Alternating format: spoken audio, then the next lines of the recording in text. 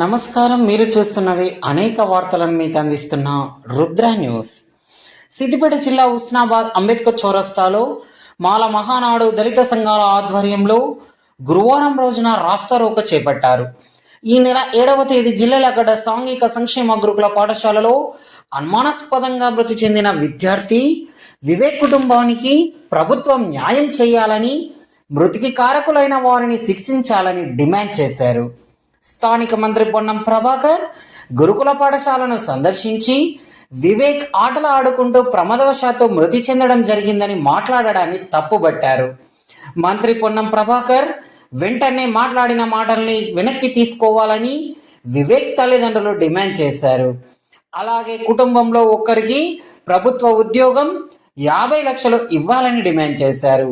మృతి చెందిన వివేక్ తల్లి రోదనలు, ఆవేదన పలువురిని కంటతడి పెట్టించాయి. వివేక్ కుటుంబానికి న్యాయం జరగాలని ప్రతి ఒక్కరు కోరుకుంటున్నారు.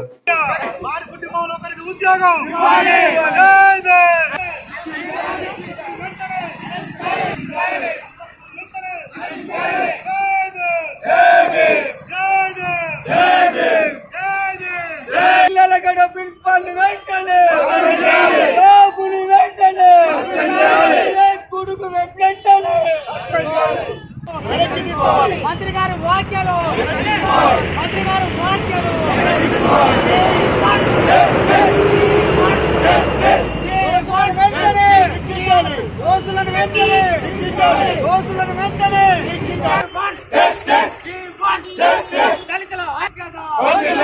దళితుల ఐక్యత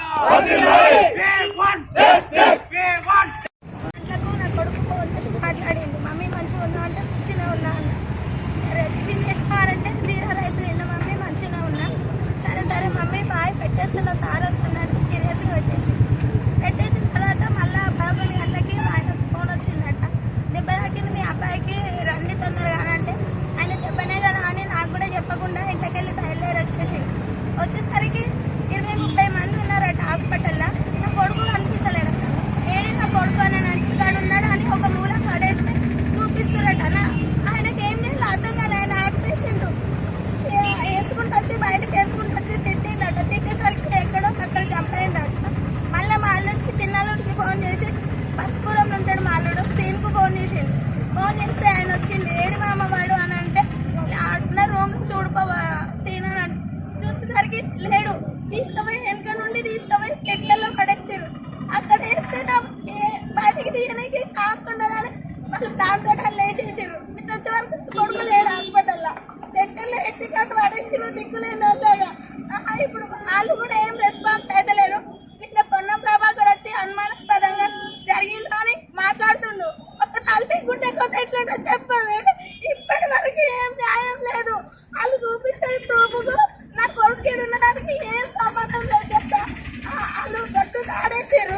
ఏదో వాళ్ళ మీద పోవాలని నేను ఒకటి ఇచ్చేసారు. కానీ నా కొడుకు ఇట్టున్నది. ఆయనకి ఏం కొత్తలేదు అయితే తెలుసా. కానీ ఏదో ఒక న్యాయం జరిగేదాకా నేను మాత్రం వాళ్ళని ఇచ్చిపెట్టేదే లేదు. నా కొడుకు డ్రాయింగ్లో ఇంటర్నేషనల్ ఫస్ట్ వచ్చిండు.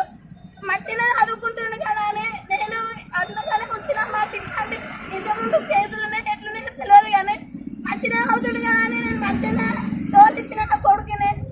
ఇప్పుడు ఈ దీపావళి సెలవులలో తొందరగా పంపిస్తాను నా పిల్లోని అని నేను ముందుగా పంపించిన. కానీ నా పిల్లల్ని అనుమానం అసలు ఘోరంగా చంపారు సార్. ఆయనకి ఏం తెలియదు. చిన్నోడు న్యాయం పిల్లగాడు సార్. ఆయన ఇప్పటి వరకు ఏం న్యాయం లేదు. ఇదే ప్రభుత్వం సార్, ఇది చెప్పండి. ఇప్పుడు మాట వాళ్ళు వచ్చి మాట్లాడిపోతున్నట్ట. ఇది ఏంటి చెప్పండి. అయితే ఒక కన్న తల్లి కడుపు తనకైతే తన కొడుకైతే అట్లే ఉంటున్నా. చెప్పండి ఏం చేయాలి సార్ మేము. నా పేరు ఎల్కదేవే అని తెలంగాణ మాలమాల రాష్ట్ర సాంస్కృతిక కేంద్రం. నిన్న జరిగినటువంటి ఏదైతే హాస్టల్లో గౌరవ మంత్రివర్యులు హాస్టల్ విజిట్కి పోయి పిల్లగాడు ఆటలాడుకోగా అనుమానాస్పదంగా ఏదో మూలుతాడు మెడకు తట్టి చనిపోయినన్న వాక్యాలను మేము తీవ్రంగా ఖండిస్తున్నాం. ఇక్కడ ఫ్లెక్సీలో చూసుకోండి, అబ్బాయి మెడ చూసుకోండి, ఆ తాడేస్తాడు, ఆయన నూలుతాడని చెప్తున్నాడు. ఎవరైనా 9 o'clock ప్రతి స్కూల్ 9 o'clock స్కూల్ స్టార్ట్ అవుతుంది. 9 to 10 మధ్యలో అబ్బాయి ఆల్రెడీ ప్రాణం పోయింది. విషయం ఏంటంటే హత్య చేసి ఈ హత్యను ఆత్మహత్యగా చిత్రీకరించి రకరకాల చేస్తున్నారు.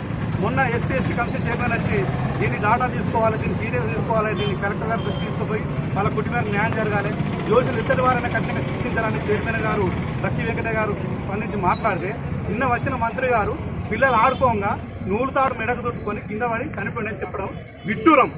మేము తీవ్రంగా ఖండిస్తున్నాం దీన్ని.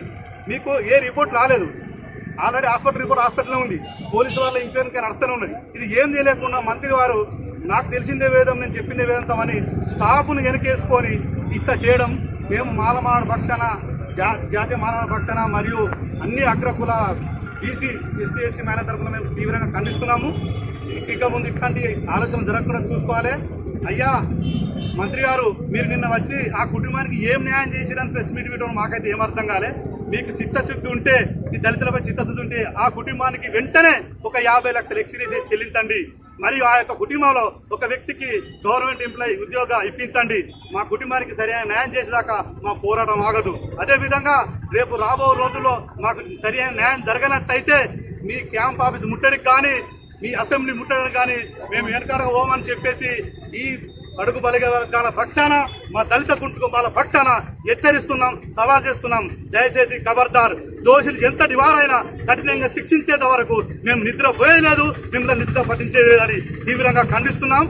మీరు ఏదైతే ప్రిన్సిపాల్ గారు 10 గంటలకు స్కూల్ స్టార్ట్ అయింది, ఒకటి విత్ ఇన్ వన్ డే మా యొక్క అగ్రజులు వచ్చి పిల్లగాని దించిపోయిన తెల్లారే ఈ సగం జరగడం చాలా బాధాకరం. ఎట్లా అంటే పిల్లలు 10 గంటలకు 9 గంటలకు స్కూల్ ఉండాలి. స్కూల్ కనుక టిఫిన్ చేసి ఉండాలంటే ఏ పిల్లగాడు వచ్చి ఉండి ఏ పిల్లగాడు ఉండే టీచర్లకు తెలియదా? ప్రిన్సిపల్ గారు ఏం చేస్తున్నారు? బాధ్యత ప్రిన్సిపాల్ది కాదా? గౌరవ క్లాస్ టీచర్ది కాదా? ఫస్ట్ సెకండ్ ప్రతి క్లాసు 30 నుంచి 40 నిమిషాలు ఉంటుంది.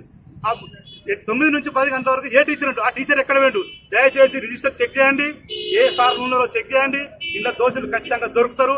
మా బాధ, ఈ తల్లిదండ్రుల ఆవేదన మాకు సరైన న్యాయం చేసేట్టు ఈ పత్రిక మీ అందరికీ సభాముఖంగా చెప్తున్నాను.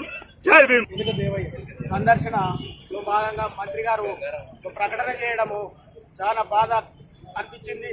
మంత్రి గారి ప్రకటనలో ఒకటే వాక్య, ఇది ప్రమాదవశత్తు అనే పదము సారు మాట్లాడిండు. ఆ పదము మాకు చాలా బాధగా ఉంది. మరి పోలీస్ శాఖ నుండి ఇతర ఆఫీసర్ దీనికి సపరేట్గా వేసిరో విచారణ చేస్తుండ్రు. దాని నుండి నివేదిక రాగానే అరెస్ట్ చేస్తామా, దోషిని